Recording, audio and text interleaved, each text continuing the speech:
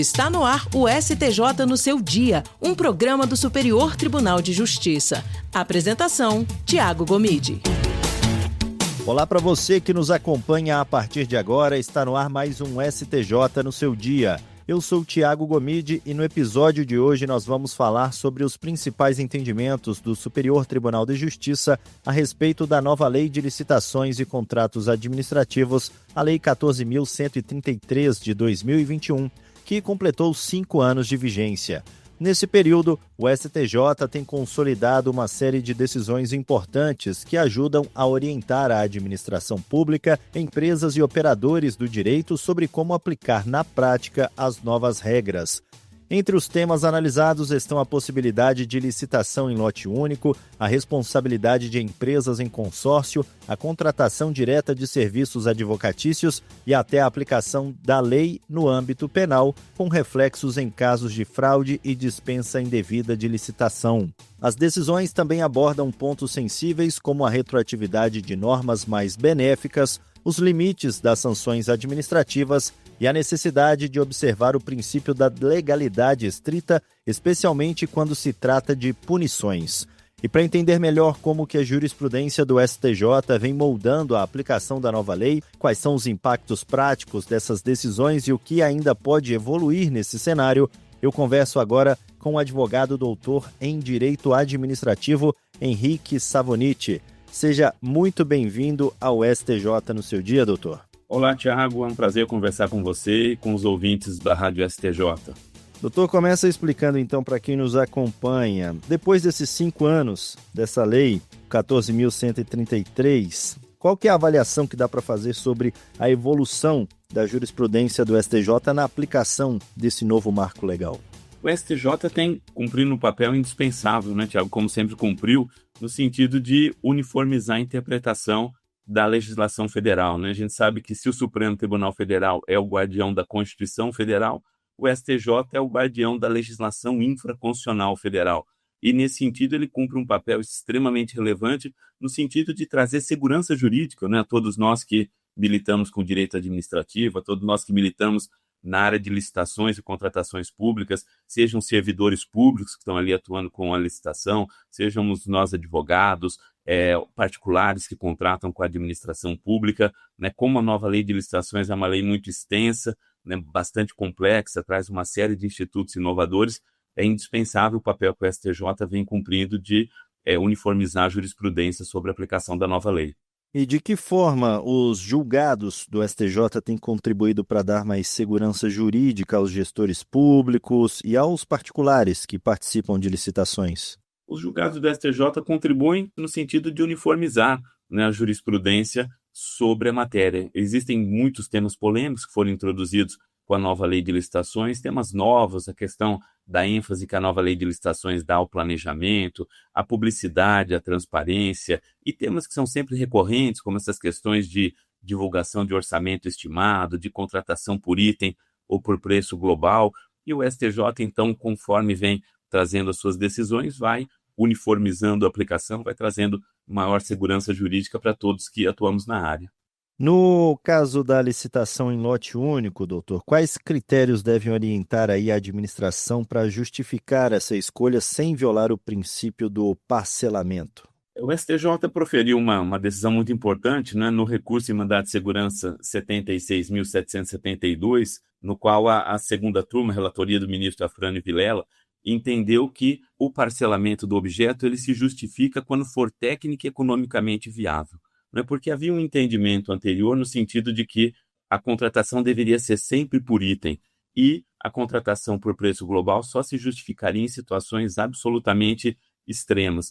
E o julgado do STJ esclarece no sentido de que cabe ao gestor público, caso a caso, avaliar qual é a melhor possibilidade, né? Se é mais vantajoso contratar por item ou se é mais vantajoso contratar por preço global. Nós tínhamos um entendimento antigo, né, no sentido de que a contratação por preço global ela se justifica quando houver prejuízo para o conjunto ou complexo ou perda de economia de escala. Nos outros casos, deveria se adjudicar por item. Mas o STJ vem e reforça, então, a necessidade do planejamento da contratação, reforça a discricionariedade da administração pública no sentido de poder atuar sim, né, poder contratar sim por preço global, sempre que for técnica e economicamente viável, com o objetivo de ampliar a concorrência, de garantir a economicidade da contratação, de garantir que a solução completa seja executada da melhor forma possível. E a decisão sobre a retroatividade da nova lei para afastar a causa de aumento de pena, ela reforça qual entendimento sobre a aplicação do direito penal nas licitações, doutor? Essa decisão foi proferida pelo ministro Rogério Schietti, né, no agravo em recurso especial 2.786.212, no qual o STJ consolida, então, o entendimento no sentido de que a norma penal mais benéfica deve retroagir, né, para beneficiar o acusado. Era, né, uma ação penal, né, na qual tinha sido fixada, então, uma pena com base no artigo 90 da revogada Lei 8666, e aí o STJ, então, reforçou o entendimento no sentido de que, havendo, então, a supressão daquela causa de aumento de pena que anteriormente estava prevista na Lei 8666 e não foi reproduzida na Lei 14.133, deve haver, então, a aplicação então, mais benéfica em favor do réu. Como que o STJ tem tratado a questão da contratação direta de serviços advocatícios à luz dessa nova lei? Houve uma mudança significativa em relação ao regime anterior? Sim, sem dúvida. O STJ teve duas decisões emblemáticas, né? Uma, o agravo em recurso especial 2.401.666, da quinta turma, relatoria da ministra Daniela Teixeira, e outra no HC 669347, no qual, então, o STJ reafirma a possibilidade de contratação direta de serviço de advocacia, né, desde que haja, então, uma justificativa para tanto, corroborando, então, o que já estava previsto em alguns julgados do Supremo Tribunal Federal, no artigo 3º-A, né, do Estatuto da Advocacia, que caracteriza, então, a advocacia como atividade que exige notória especialização, né, como serviço técnico profissional especializado. Importante chamar atenção também, né, Tiago, no entendimento que o Supremo Tribunal Federal já havia proferido em 2024, na ADI 6331, no qual os municípios não são obrigados a instituir procuradorias jurídicas, né?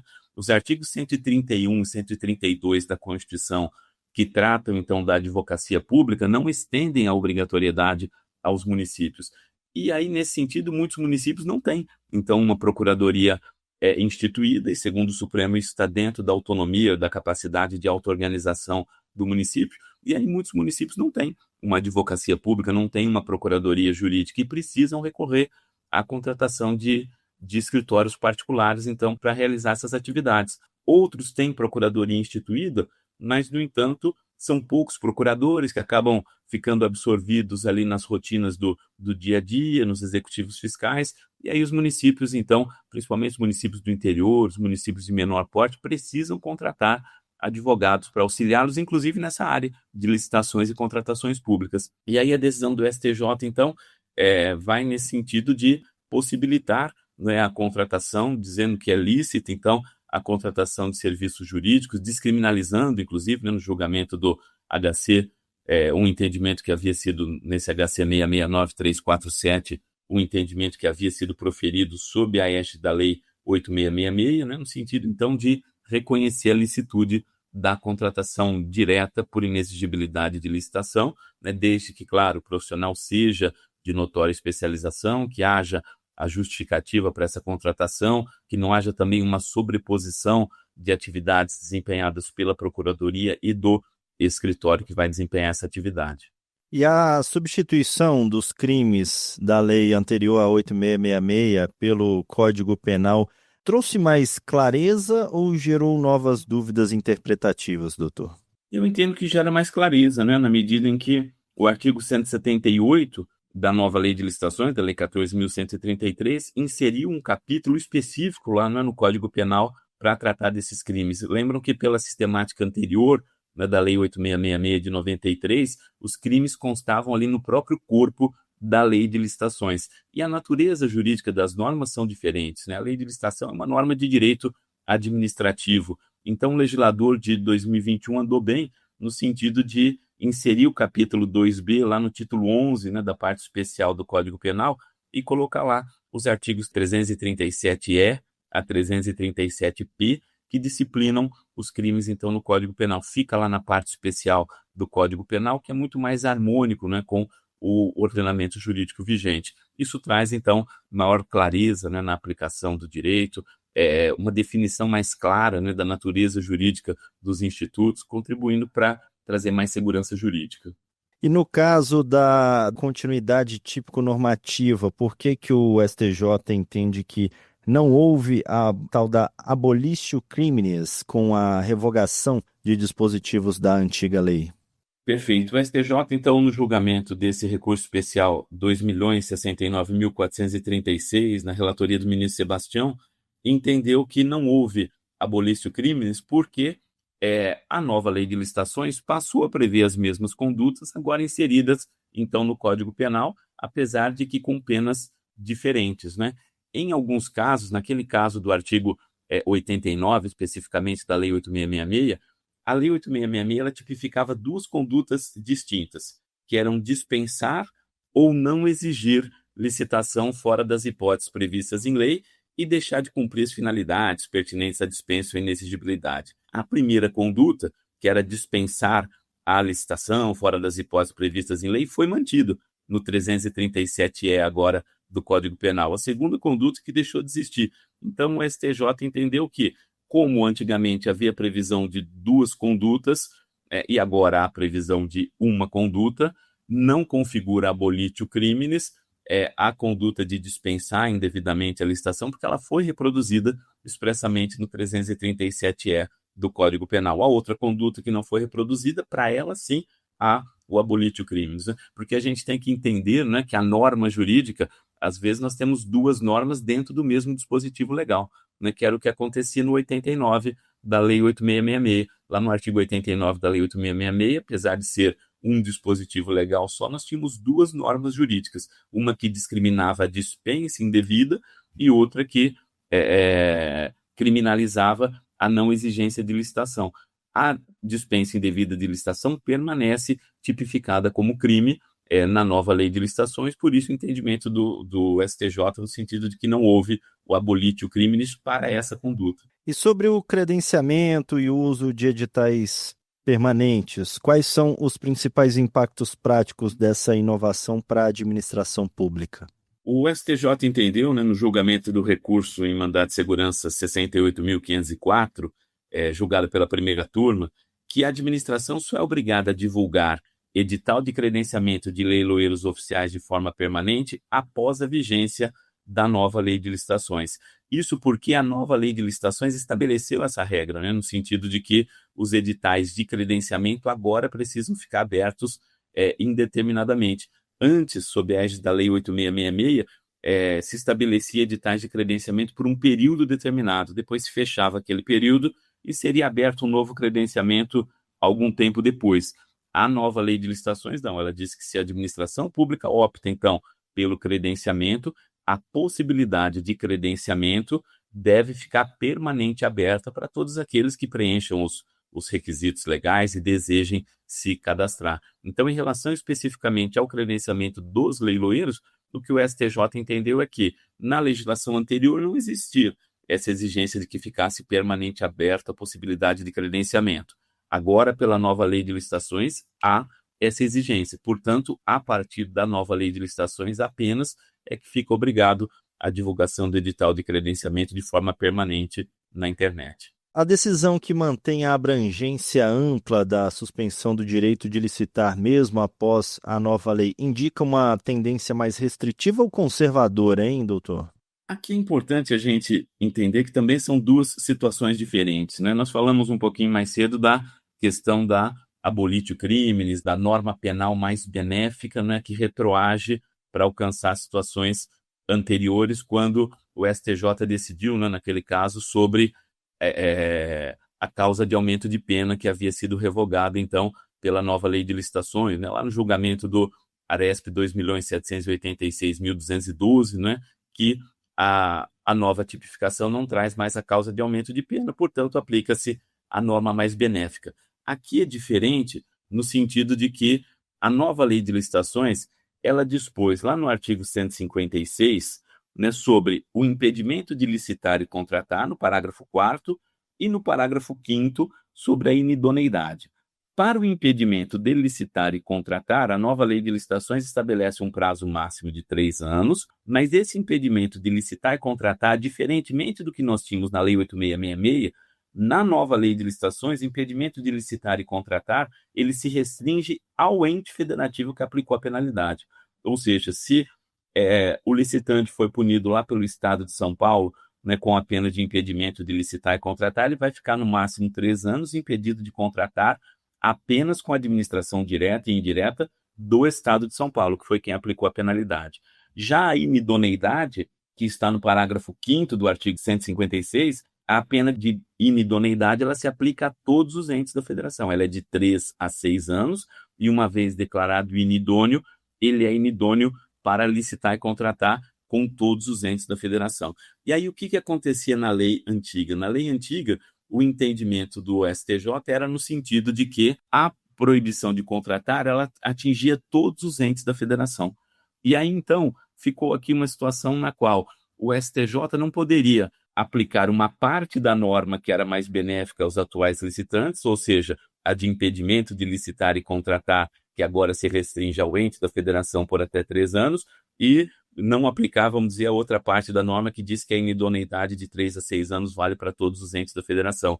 Então, nesse sentido, para trazer segurança jurídica, entendeu, então, que a suspensão do direito de licitar aplicado sob a vigência da Lei 8666 permanece rígida, né? Ou seja, ele fica impedido mesmo de contratar com qualquer órgão público em todas as esferas durante o prazo da penalidade, mesmo após a aplicação da nova lei, naquele princípio, então, de que o tempo rege o ato, né? No sentido de que o novo regime legal, embora possa ser mesmo mais favorável ao infrator quanto à abrangência do impedimento, ele ampliou o prazo máximo da penalidade, porque pela Lei 8666 o prazo era menor. Então, não seria possível combinar, né, os dois aspectos da norma, ou seja, aplicar o prazo menor da lei antiga, mas restringir apenas ao ente que aplicou a penalidade. Então, não seria possível combinar os dois regimes jurídicos na mesma incidência normativa. Então, como não dá para pegar o aspecto mais benéfico da lei antiga e o aspecto mais benéfico da lei nova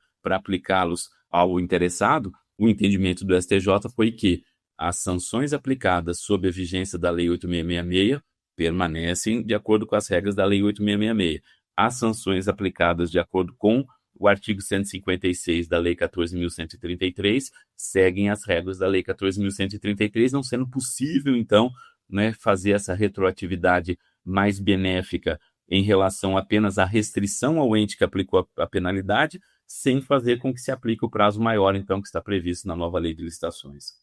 Para a gente fechar aqui, doutor Henrique, no tema de responsabilidade solidária em consórcios, quais cuidados as empresas devem adotar aí ao participar conjuntamente de licitações diante dessa posição firmada pelo tribunal? A nova lei de licitações, ela estimula, né, que as empresas possam participar em regime de consórcio sob a justificativa de que a participação de empresas em regime de consórcio amplia a competitividade, na medida em que empresas que sozinhas não teriam condições de executar o objeto do contrato, uma vez coligadas, uma vez consorciadas, elas têm condições de atender à necessidade da administração.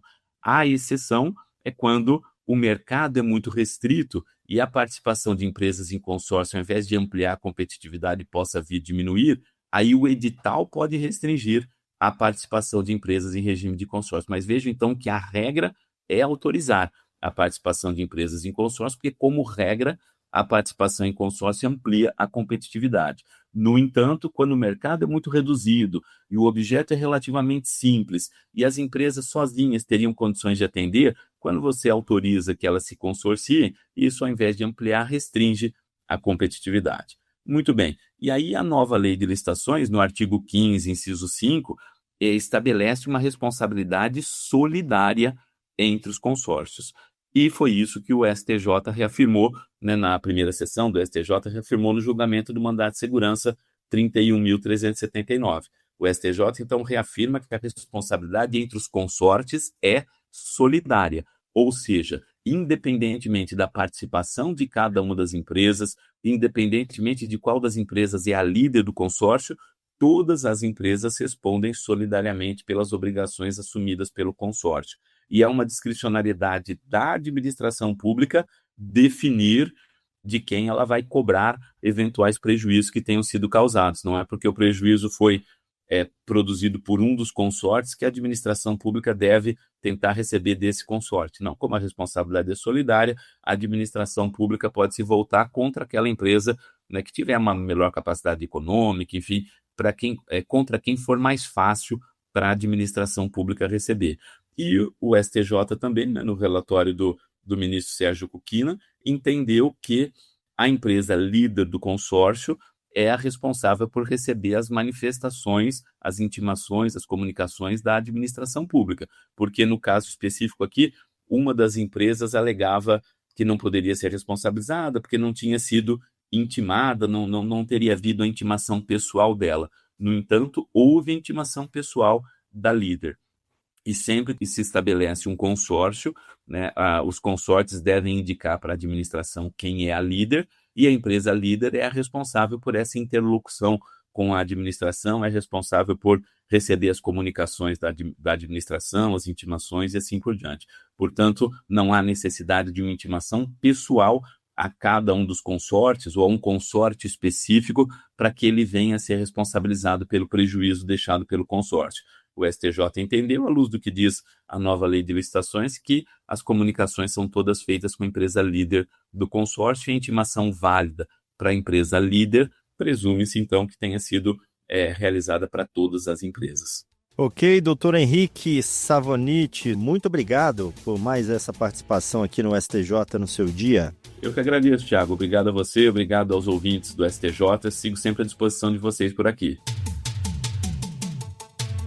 STJ no seu dia, um programa do Superior Tribunal de Justiça. E o STJ no seu dia vai ficando por aqui. Agradeço pela sua companhia na Rádio Justiça e também pelas plataformas digitais. O STJ no seu dia tem produção de Caio Baltazar, trabalhos técnicos de Roberto Glória, direção e coordenação geral de Daniele Lombardi. Até o próximo episódio. STJ no seu dia, um programa do Superior Tribunal de Justiça.